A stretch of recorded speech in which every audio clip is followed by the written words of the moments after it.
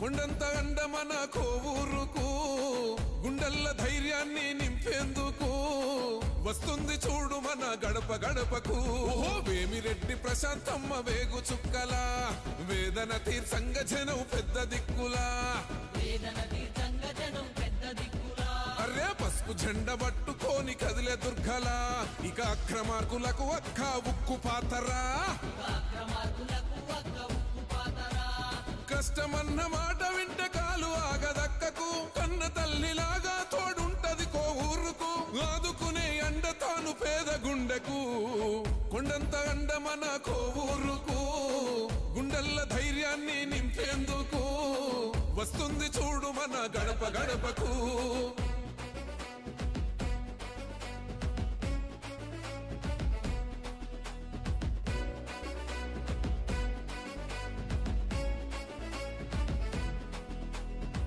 కనిగిరి కరకట్ట కథ ఏంటో తేల్చగా ఇసుక మాఫియాల ముసుగును తొలగించగా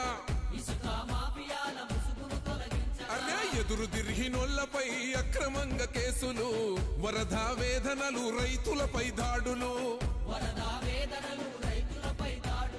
అధికార మదమును అణచివేయగా అదిగో కదిలింది అగ్ని ఉగ్రజ్వాలలా. సేవా గుణమే ఉన్న ప్రజానేతరా కనుకే తన వెంట చూడు జనం జాతరా. వీర ఖడ్గమయ్యి అడుగులేస్తాదమ్మా అన్యాయముంట నిగ్గదీసే అగ్గితనమ్మా. నన్ను నమ్ముకున్న జనం నీడ అవుతానంటూ ప్రజాసేవ కొరకు ప్రశాంతమ్మ కదిలినదమ్మా. కొండంత అండ మన కోవూరుకు గుండెల్ల ధైర్యాన్ని నింపేందుకు వస్తుంది చూడు మన గడప గడపకు.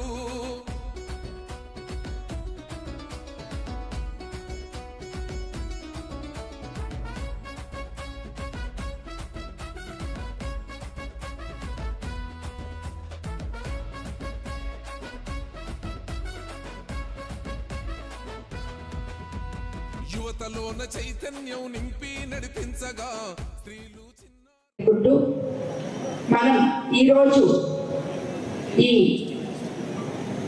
సంఘీభావ ర్యాలీ ఎందుకు చేశామో మీకు అందరికీ తెలుసు అనుకుంటాను. మన ముఖ్యమంత్రి చంద్రబాబు నాయుడు గారు అధికారంలోకి వచ్చి 14 నెలలైన సందర్భంలో మనం సంక్షేమము అభివృద్ధి ఆయన ద్వారా సమపాలనలో పొందుతున్న ప్రజలుగా మొన్ననే సూపర్ 6 పథకాల్లో భాగంగా అన్నదాత సుఖీభవ పథకానికి శ్రీకారం చుట్టి ప్రతి రైతుని తన సోదరుడిగా భావించి రైతు కష్టాలు ఎంచి అస్తవ్యస్తంగా ఉన్న ప్రభుత్వ వ్యవస్థని సరిదిద్దుకుంటూ రైతన్నలకి ఏ టైంలో మనం ఏది చేస్తే వాళ్ళు మంచిగా ఉంటుందో ఆలోచించి మీ అందరి అకౌంట్లో డబ్బులు అన్నదాత సుఖీభవకి తొలి విడుదల చేయడం జరిగింది. దానివల్ల రైతులకి ఎంతో చేదోడు వాదోడుగా ఉంటుందని మనం ముందే చెప్పుకున్నాం. 3 సార్లుగా ఇది కంప్లీట్ గా 20,000 లెక్కన మనం ఎలక్షన్ ముందు చెప్పాం అన్నదాత సుఖీభవ రైతుకి అందిస్తామని. అదే విధంగా ఈసారి మనం కేంద్ర ప్రభుత్వంతో కలిసి వాళ్ళు ఇచ్చిన 2,000 మన రాష్ట్ర ప్రభుత్వం 5,000 కలిపి 7,000 మన అకౌంట్లలో జమ చేసుకోవడం జరిగింది. అందుకు ఈరోజు మనం అందరం ఎంతో సంతోషంగా ఈ సంఘీభావ ర్యాలీ జరుపుకోవడం జరిగింది. ముఖ్యంగా నేను చాలా అదృష్టవంతురాలని చెప్పుకోవాలి. ఎందుకంటే డెల్టా ఏరియా అయిన కోవూరు నియోజకవర్గానికి ఇంతమంది రైతు సోదరులకి నేను ఒక ఎమ్మెల్యేగా ప్రాతినిధ్యం వహించడం అనేది నిజంగా నా అదృష్టంగా భావిస్తున్నాను.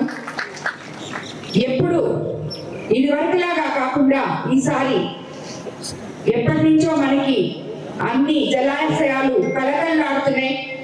రైతన్నలు సంతోషంగా నీళ్లు మనం అనుకుంటూ ఉంటాం, అమ్మ అందరూ అడిగారు చివరి ఆయకట్టు వరకు నీళ్లు కావాలని. నాకు తెలిసి ఇప్పుడు ప్రతి రైతుకి చివరి ఆయకట్టు వరకు నీళ్లు పారుతున్నాయని నేను అనుకుంటున్నాను.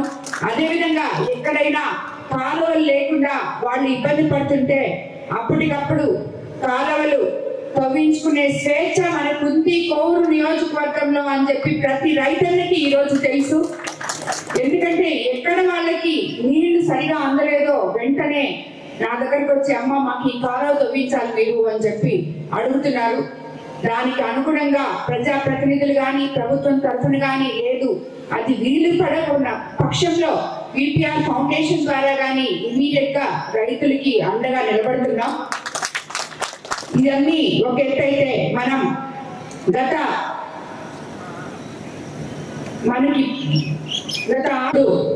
24 గంటల్లో పంట మొత్తం కలిసి అమాన్యంతో సహా మన రైతన్నల అకౌంట్ లో డబ్బులు జమ చేయడం జరిగింది. అదేవిధంగా ఈసారి కూడా మనం యాక్చువల్లీ ఈ పంటకి కొంచెం గవర్నమెంట్ ఎప్పుడు మనకి ఇది ఉండదు, కానీ ఈసారి మంత్రి గారిని అలాగే ముఖ్యమంత్రి గారిని కలెక్టర్స్ ని అందరినీ రిక్వెస్ట్ చేస్తున్నాం రైతుల కోసం. తప్పకుండా ఈసారి కూడా నెల్లూరు జిల్లాకి మాకు కొంచెం హెల్ప్ చేయాలని చెప్పి, లేదంటే రైతులు చాలా నష్టపోతారని చెప్పి మనం ఆల్రెడీ అర్జీలు కూడా ఇవ్వడం జరిగింది. మినిస్టర్ గారితో మాట్లాడడం జరిగింది. చాలా మంది రైతు సోదరులతో కలిసి కలెక్టర్ గారితో కూడా చర్చించడం జరిగింది. కాబట్టి ఈసారి కూడా మనకి మంచి జరగద్ది అని చెప్పి ఆశిస్తాం. అదేవిధంగా ఇప్పుడు సబ్సిడీ కింద రైతన్నలకి ఎన్నో విధాలుగా మనం మెషినరీ కానీ డ్రోన్లు కానీ ఇవన్నీ కూడా మనము అందించుకుంటున్నాం. అదేవిధంగా రైతు సోదరులకి ఎప్పటికప్పుడు అవేర్నెస్ ప్రోగ్రాంలు కండక్ట్ చేసి చిన్న సన్నకారు రైతులకు కూడా ఎటువంటి ఇబ్బందులు లేకుండా వ్యవసాయ అధికారులు కూడా సహకరిస్తున్నారని నేను అనుకుంటున్నాను. ఎందుకంటే వాళ్ళకి చాలా సార్లు మనం ప్రతి మండలంలో కూడా అవేర్నెస్ ప్రోగ్రాం పెట్టి చిన్న చిన్న పంటలు వేసుకునే రైతులకి వాళ్ళకి మీరు అండగా ఉండాలని చెప్పి చెప్పడం జరిగింది. సో అవి కూడా మీకు అన్ని అందుతున్నాయని అనుకుంటాను. అదేవిధంగా మనకి యూరియా కూడా చాలా ఇబ్బంది ఉంది. అది అన్ని కూడా మనం ప్రతి దగ్గర ప్రతి మండలంలో ఆఫీసర్లతో మాట్లాడి అది కూడా రైతులను ఆదుకోవాలని చెప్పే నిర్ణయంతో వాళ్ళకి అండగా నిలవడం జరిగింది. గతంలో వరి రైతులకు గిట్టుబాటు ధర దక్కడమే గగనంగా ఉండేది గత ప్రభుత్వాల్లో, కానీ ఇప్పుడు రైతుకి గిట్టుబాటు ధర ఇవ్వడమే కాకుండా ఆ వచ్చిన ధాన్యాన్ని తగు సమయంలో కొలుచుకొని దానికి తిరిగి మనం గవర్నమెంట్ దగ్గర నుంచి డబ్బులు చెల్లించుకోవడం కూడా జరుగుతుంది. అదే కాకుండా గత ప్రభుత్వంలో అన్నిటికన్నా ముఖ్యంగా సాగునీటి వ్యవస్థని నిర్వీర్యం చేస్తున్నారు. అలాంటిది చంద్రబాబు నాయుడు గారు అధికారంలోకి వచ్చిన తర్వాత ఈ సాగునీటి సంఘాలను మొత్తం మళ్ళీ తెర మీదకి తీసుకొచ్చి అంత సాగునీటి సంఘాలు అధ్యక్షులుగా అందరినీ నియమించి ఏ రకంగా అయితే రైతులకి అండగా ఉంటారో సాగునీటి అధ్యక్షులు మీకు అందరికి సంఘ అధ్యక్షులు మీకు అందరికీ తెలుసు. సో వాళ్ళందరినీ కూడా ఈసారి మళ్ళీ మనం అధికారంలోకి వచ్చిన వెంటనే సాగునీటి సంఘ అధ్యక్షులు నియమించడం జరిగింది. వాళ్ళ ద్వారా రైతన్నలకి ఎంతో ఉపయోగపడుతుందని చెప్పి మనకు అందరికీ తెలుసు. అదేవిధంగా గతంలో ఎన్నడూ లేని విధంగా బడ్జెట్ లో వ్యవసాయ రంగానికి 48,340 కోట్లు కేటాయించారు చంద్రబాబు నాయుడు గారు మన ప్రభుత్వం. వ్యవసాయ రంగంలో ఉత్పత్తి ఖర్చులు తగ్గించి అధిక దిగుబడులు పెంచేందుకు పొలం పడే అనే కార్యక్రమాన్ని కూడా మన అధికారులు చేపట్టారు. ఇదే నేను ఇందాక మీకు చెప్పింది కూడా. దానివల్ల అందరికీ అవేర్నెస్ ప్రోగ్రామ్ కూడా వస్తుంది. అలాగే వ్యవసాయ రంగంలో సాంకేతిక విప్లవం తీసుకొచ్చి సబ్సిడీపై ఆధునిక వ్యవసాయ పనిముట్లు కూడా మీకు అందరికీ అందిస్తున్నారు. అదేవిధంగా వ్యవసాయాన్ని లాభసాటిగా మార్చే కార్యక్రమంలో భాగంగా సహకార సంఘాల ద్వారా సబ్సిడీలో విత్తనాలు ఎరువులు ఇచ్చి రైతాంగాన్ని కూడా ప్రోత్సహిస్తున్నారు, మీకు అందరికీ తెలుసు. ఎందుకంటే చంద్రబాబు నాయుడు గారు ఒక్కరే ఎక్కడ రైతు సుభిక్షంగా ఉంటారో అక్కడ రాష్ట్రం సుభిక్షంగా ఉంటుంది అని ఒకే ఒక నమ్మి, సిద్ధాంతాన్ని నమ్మి రైతు సోదరులకి ఎప్పుడూ ఆయన అండగా ఉంటారు. కాబట్టి మనమందరం కూడా కోవూరు నియోజకవర్గంలో రాబోయే రోజుల్లో ఇక్కడికి రాని రైతన్నలందరికీ కూడా పుష్కలంగా పంటలు చేతికి అందాలని చెప్పి మిమ్మల్ని అందరినీ నేను కోరుకుంటున్నాను. అదేవిధంగా మీకు అందరికీ తెలుసు, మనం సూపర్ 6 పథకాల్లో ఎన్నో పథకాలు ఇప్పటి వరకు చేసుకుంటూ వచ్చాం. మనం అధికారంలోకి రాగానే పెన్షన్ ఇవ్వడం జరిగింది, దీపం 2 పథకం కింద గ్యాస్ సిలిండర్స్ ఇవ్వడం జరిగింది. మనం తీర ప్రాంతం వాసులు అయినందువల్ల మత్స్యకార భరోసా తీసుకున్నాం. అదేవిధంగా తల్లికి వందనం తీసుకున్నాం, ఉచిత ఇసుక తీసుకున్నాం. అదేవిధంగా ఇప్పుడు నిన్నగాక మొన్న అన్నదాత సుఖీభవ కంప్లీట్ చేసుకోవడం జరిగింది. రేపు ఆగస్ట్ 15వ తేదీ పథకం ద్వారా ఉచిత బస్సు మహిళలకు అందరికీ కూడా ఇవ్వబోతున్నారు. అది రేపే మనం ప్రారంభం చేసుకోబోతున్నాం.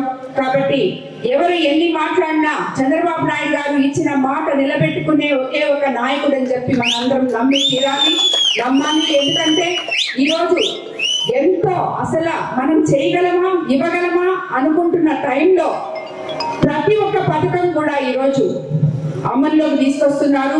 ప్రజలకి అండగా నిలబడ్డారు, పేద ప్రజల గురించి ఆలోచించారు. అన్నిటికన్నా మనం తల్లికి వందనం అందరూ డౌట్ పడ్డారు. ఒకరుంటే ఒకరికి, ఇద్దరుంటే ఇద్దరికి, ముగ్గురుంటే ముగ్గురికి, నలుగురుంటే నలుగురు కూడా ఇవ్వడం జరిగింది. మన పార్టీ అధికారం వచ్చిన తర్వాత పిల్లలని భవిష్యత్తు దృష్టిలో ఉంచుకొని విద్యా రంగంలో ఎన్నో సంస్కరణలు చేసుకుంటూ పాఠశాలలు ఉన్నత స్థితికి తీసుకుపోవడం జరుగుతుంది. అలాగే యువత హామీ, నిరుద్యోగ హామీ పథకం కింద కూడా మనము ఎన్నో చెప్పుకున్నాం ఎలక్షన్ ముందు. ఈ రోజు కూడా మన కోవూరు కాన్స్టిట్యున్సీలో స్కిల్ డెవలప్మెంట్ కింద ఆంధ్రప్రదేశ్ ప్రభుత్వం చంద్రబాబు నాయుడు గారు, ఐటీ శాఖ మంత్రి లోకేష్ బాబు గారి ఆధ్వర్యంలో ఒక జాబ్ మేళా జరిగింది. మారుమూల ఉన్న గ్రామంలో ఉన్న పిల్లలకి, యువతి యువకులకి ఇలాంటి జాబ్ మేళాలు ఇప్పుడు కోవూరులోనే ఒక 3 జరిగాయి. పిపిఆర్ ఫౌండేషన్ ద్వారా 2 జరిగాయి, బుచ్చి మండలంలో జరిగాయి. సో ఇది నిత్యము జరుగుతూనే ఉంటుంది. కాబట్టి నిరుద్యోగ యువత కూడా నిరాశ పడకుండా ఏదో ఒక ఉద్యోగాలు చూసుకోవాలని చెప్పి మీకు అందరికీ కూడా ఈ జాబ్ మేళాన్ని సక్సెస్ చేయాలని చెప్పి మిమ్మల్ని అందరినీ నేను కోరుకుంటున్నాను.